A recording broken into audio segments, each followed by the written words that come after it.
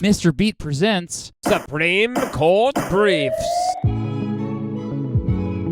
Philadelphia, Pennsylvania, 1917. Charles Schenck, the General Secretary of the Socialist Party, prints and mails more than 15,000 copies of pamphlets to men drafted into the military to fight in World War I. Drafted meaning that, under the Selective Service Act, they had to enlist, whether they wanted to or not. So what did these pamphlets say? Well, basically, resist the draft. The pamphlet said the draft was basically no different than slavery, which of course goes against the 13th Amendment, you know. It's worth noting that Schenck, and generally the entire Socialist Party, was strongly against the war, claiming it was being fought to benefit Wall Street investors who would make money from selling stuff to the military. As it turns out, by distributing these pamphlets, Schenck was breaking the law. You see, the United States federal government had just passed the Espionage Act, and parts of that law said it was illegal to try to cause people enlisted in the military to disobey orders, and it was illegal to interfere with the draft or with military recruitment. The federal government arrested Schenck and charged him with violating the Espionage Act. They also arrested his colleague, Elizabeth Baer, for helping him. Schenck and Baer argued that the First Amendment protected their freedom to distribute those pamphlets. It was freedom of speech, punks. Well, the U.S. District Court for Pennsylvania didn't think the First Amendment applied in this case. They found Schenck and Baer guilty of conspiracy to violate the Espionage Act. Schenck and Baer appealed to the Supreme Court, and they agreed to hear oral arguments on January 9th and 10th, 1919. By the way, by that time, the war was over. Regardless, Schenck and Baer wanted the Espionage Act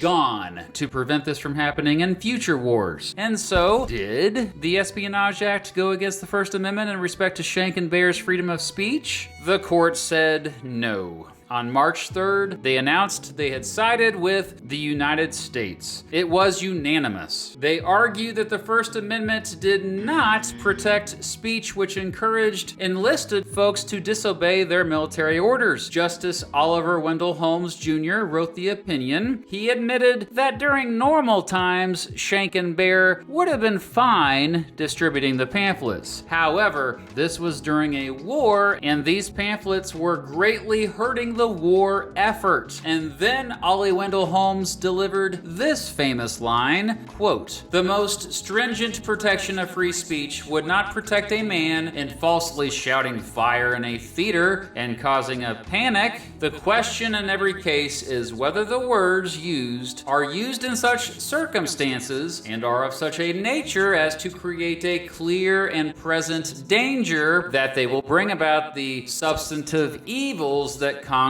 has a right to prevent. It is a question of proximity and degree." Yep, the famous shouting fire in a crowded theater analogy for the limitations of free speech was thus born. Also born, what became known as the clear and present danger doctrine, which was used by the court for decades to determine when there are First Amendment limitations. Later, the doctrine was replaced by the Brandenburg test in the case Brandenburg v. Ohio. Interestingly, Holmes changed his tone a few months later in the case Abrams v. United States, saying the court was already misinterpreting his very own clear and present danger doctrine. Regardless, Schenck v. United States is one of the most important Supreme Court cases in history dealing with how to interpret the First Amendment. It's almost the first case most of us think of when trying to explain that freedom of speech doesn't always mean you get to say anything you want at any time. One thing is for sure,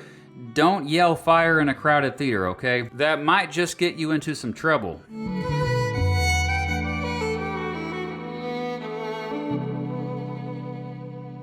When should speech be limited?